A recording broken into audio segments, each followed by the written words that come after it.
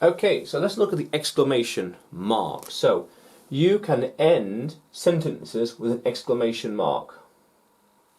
We use it instead of a full stop. So full stop, no. Exclamation mark. Get ready.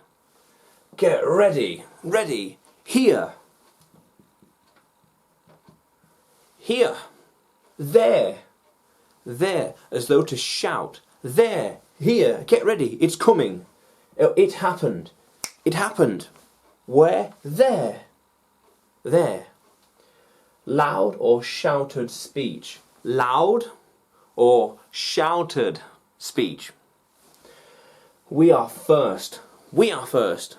We came first. They were last. They were last. They were last. They are coming. They are coming. They're coming.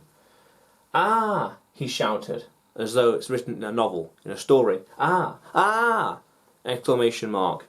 He shouted. Ah, he screamed, yelled. There we are. Yelled. Yelled. But can be used in brackets to show ironic or amusing, funny things. Like ironic, it's meant to be one thing, but it's actually the opposite. So he was very elegant. Very elegant. Very elegant. Yet, his clothes were out of fashion. They were old. Exclamation mark. It's like, what? Ironic. He's very elegant. Yet he's wearing old clothes. So not really fashionable, yet still fashionable. It's like, what? So ironic. Ironic. It's like funny, strange, a bit unusual, unexpected. Whoa. How weird is that? Yeah.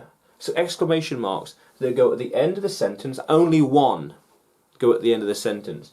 We don't do 2 or 3. It's only one. One. Not 2, not 3, not 4. 1. At the end of the sentence, exclamation mark. Get ready. It happened. Loud or shouted. Loud. Shouting. And can be used in brackets. Brackets. For irony or amusing things. How cool is that, language explorers? Let's keep exploring.